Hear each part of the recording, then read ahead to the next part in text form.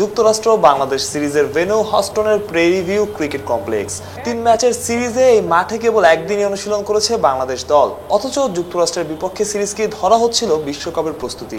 প্রথম ম্যাচে হারের পরদিন বাংলাদেশ দল ঘুরতে গেছে নাসায়, তারপরের দিন আবারও হার। সাকিব সংবাদ সম্মেলনে এসে বললেন তাদের প্রস্তুতির অভাবের কথা। আপনি যদি এটাকে প্রিপারেশন সিরিজ হিসাবে আমরা যদি ধরে থাকি ওয়ার্ল্ড কাপের, তাহলে আমাদের এখানে ব্যাটিং বোলিং এর আরো অনেক বেশি সেশন হওয়ার দরকার ছিল, ফ্যাসিলিটিস অনেক বেশি আমাদের থাকা দরকার ছিল, যেগুলোর কিছুই আমরা পাইনি। আমার ধারণা আমরা একদিন আমাদের প্রপার নেট সেশন হয়েছে, তাও হয়তো ব্যাটসম্যানরা মানে পুরোপুরি যতটুকু ব্যাটিং করা দরকার ছিল সেটা করতে পারেনি। একদিন ছিল অপশনাল, সেখানে ব্যাটসম্যানরা সুযোগ নেয়নি। আপনি দুই দিকেই ফল্ট দিতে পারেন যে যেদিন সুযোগ ছিল সেদিন কেন ব্যাটসম্যানরা এসে ব্যাটিং করলো না। আবার এটাও বলতে পারেন যে যেহেতু আমরা এটা প্রিপারেশন সিরিজ হিসাবে নিয়েছিলাম, কেন আমরা এই ফ্যাসিলিটিসগুলো নিতে পারলাম না। সো দুই দিকেরই ব্যর্থতা আছে।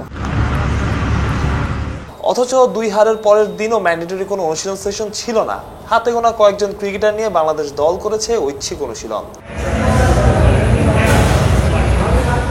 হস্টন থেকে ডালাস, সেখানে মাত্র 2 দিন অনুশীলন করেছে টাইগাররা, যা ছিল সময়ের বিচারে পর্যাপ্ত। কিন্তু নিউ ইয়র্কে পৌঁছে আবার সেই ঢিলে ঢালা ভাব। ভারত ম্যাচের আগে মাত্র একদিন দলগত অনুশীলন। ঠিক ম্যাচের আগের দিন বেশিরভাগ ক্রিকেটারই ছিলেন অনুপস্থিত।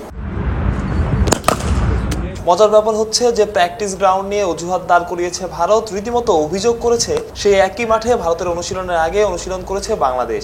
আগের রাতের বৃষ্টিতে ভেজা ঘাস নিয়ে অভিযোগ ছিল ভারতীয় হেড কোচ রাহুল দ্রাবিড়ের। এমনকি দ্রাবিড় সেখানে পেসারদেরও বল করতে দেননি।